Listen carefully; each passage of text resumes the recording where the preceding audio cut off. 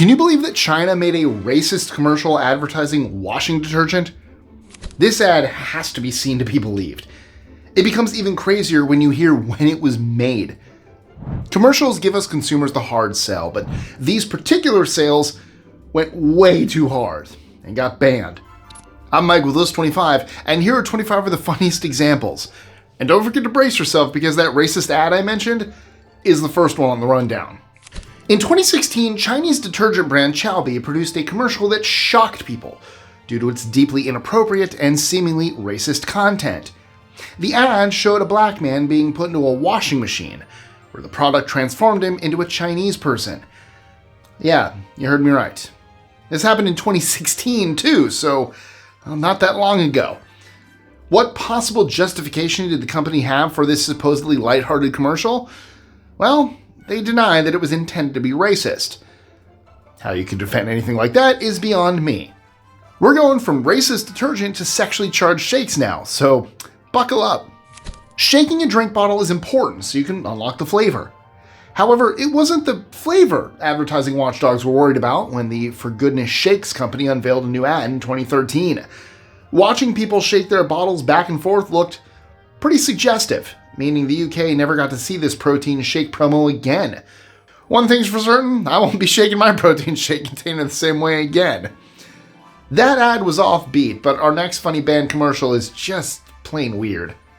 The woman depicted in this commercial is cheating on her husband. She's riding around in her Hyundai with a young man when she encounters her hubby in an adjoining car. She conceals her passenger from view by putting his seat back at the right moment, but there's a twist. You see, he also has his passenger seat back, and the person he's hiding is male. For some reason, the guy's also wearing a cowboy hat.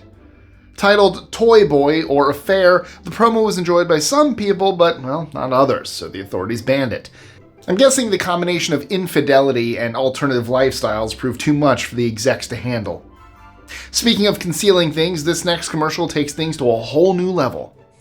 Sometimes you just gotta let out a fart. There's no sugarcoating this basic fact of life. This was the funny and relatable scenario presented by the Smart Beep company for the 1999 Super Bowl. Smart Beep was a beeper, or pager company that thought it would be literally a gas to produce a comedy sketch. In the commercial, a woman thinks she's gotten away with farting in a car before a date, only to discover there were people in the back seat who heard and smelt the whole thing. Highlighting the difference between stupid and smart behavior, Smart Beep's concept fell on deaf ears at the top, and the ad was never broadcast. Making commercials is a risky game to play, and commercials for gamers can be especially risky. Bizarrely, Sony figured it'd be a good idea to shoot a commercial where an attractive lady doctor spoke about gaming like it was, well, something else. Consumers were alarmed, not only by the innuendo, but also the retrograde presentation of this ad, meaning it was game over for Sony. The YouTube video for the handheld PlayStation Vita had a brief release before being banned forever. This next one is a prime example of why a commercial gets banned. What's the first thing you think of when you think of Nando's? Tasty food probably, but murderous dictators? This connection was a major reach and formed the basis of a controversial commercial in 2011. Focusing on Zimbabwe's former leader, the late Robert Mugabe, it featured him reminiscing about himself and his dictator pals having a good time, before showing Mugabe alone and dejected. This last dictator standing was apparently worthy of sympathy, and a Nando's. Who thought this was a good idea? It gives a whole new meaning to the expression madmen. We now go from brutal world dictators to the activities of the KGB. The Knowledge Generation Bureau, that is. This 2010 Super Bowl commercial took the idea of someone being up their own behind and ran with it. In fact, the ad showed two guys who were arguing to the extent that their heads disappeared up where the sun don't shine. They needed the Bureau's services to get them out of this funky jam. Sports fans enjoy a little crude humor, but surely this was a step too far. If the KGB found themselves in a hole, then Heineken dug themselves one. We're familiar with the idea of A-list Hollywood stars making commercials overseas. Sometimes they do this secure in the knowledge that their fans at home probably won't see the end product. I don't know if Jennifer Aniston had this in mind when she shot an ad for Heineken in 2005, but either way, the commercial wasn't shown in the US. The commercial, which presents the actress in a sexualized way, shows Aniston having her beer stolen by a guy who is more interested in drinking alcohol than sharing some brewskis with the glamorous star. Aniston had her shot at selling Heineken, leading us to our next commercial, which is all about shooting. Games featuring guns are always going to be controversial. The commercial for Xbox 360 showed a childish real-life game at a train station where people engaged in a major shoot-'em-up. They may have been pretending to shoot with fingers instead of real weapons, but this was still an uneasy watch. I am all for people wanting to play outside rather than being stuck at home with a games console, however, that was clearly not a healthy way to do it. Play with guns, and you might end up meeting the Grim Reaper. This commercial, starring Death himself, was banned in Denmark, and you can see why. Watching as the Grim Reaper hovered by the door of a Hyundai Veloster inspired feelings of fear rather than retail therapy. Highlighting safety features is a good thing. Using the specter of death to hammer home the point? Not so much. Those passengers were stuck in that car like rats in a trap, which brings me to my next commercial. Nintendo was in trouble from the get-go with this strange and funny ad from 2005 where a mouse got jiggy with the Game Boy Advanced Micro. I'm not sure what the target audience for this one was supposed to be, but I'll say one thing, it was different. Too different, perhaps. Animal testing is a heck of a hot potato to use as the basis for a commercial anyway. Wrong moves like this cost the company dearly, and things can get hairy. What is Dudeness? Well, according to Veet, it's when women don't shave their hair enough, resulting in a truly horrific scenario. They could end up looking like a man. The company clearly didn't get the memo that women don't need to use hair removal products to be attractive. This wasn't an old campaign either. They released it back in 2014, making the commercial even more surprising and insulting. Maybe the producers should have been locked up for that advert. Being in jail is no laughing matter. Unless you work in advertising, it seems. The Vim Cream Company decided to have some fun with an amusing optical illusion. What appeared to be a woman behind a glass screen in prison being visited by her daughter turned out to be a busy mom trying to clean the bathroom. I don't know why this commercial was pulled, but it had clearly committed some kind of offense in the advertising world. Commercials can be bold, and they can also be misjudged, and even stupid. The BBC is publicly funded, meaning it has to be super careful over what it makes. A 2012 commercial for the broadcaster's Six Nations Rugby Championship coverage was deemed so controversial that it never got aired. What was so controversial about it? It encouraged rival teams to openly diss England, which wasn't seen as fair or sportsmanlike by the authorities. People take their sports seriously, and you joke around at your own risk. Now, you might think a soft drink would be a source of fun and enjoyment. Tango are famous in the UK for their memorable commercials, featuring strange situations and wacky characters. One of these was too extreme for some and wound up on the banned list. Made in the 90s, it showed a half-naked man painted orange, surprising people with a sudden slap in the face. This represented the powerful taste of Tango, but the comedic violence led to the promo getting canned. The Tango commercials that did make it to air became hilarious talking points in British culture. Now let's move on from soft drinks to hard liquor. Wodka Vodka released a sexually charged and funny commercial back in 2011 that did a kind of gender flip on traditional roles for men and women. A woman who's supposed to be cleaning the home turns out to be a dominatrix who makes her clients perform household tasks for her. When her husband arrives home, she's waiting for him with a refreshing bottle of vodka. The commercial was too controversial for its own good, with people finding it, less than refreshing. There was more sketchiness behind the scenes in this banned Burger King commercial. The Burger King Tender Crisp had a commercial that stood out for two reasons. Firstly, it showed a man being confronted by a jealous cow in a hotel room.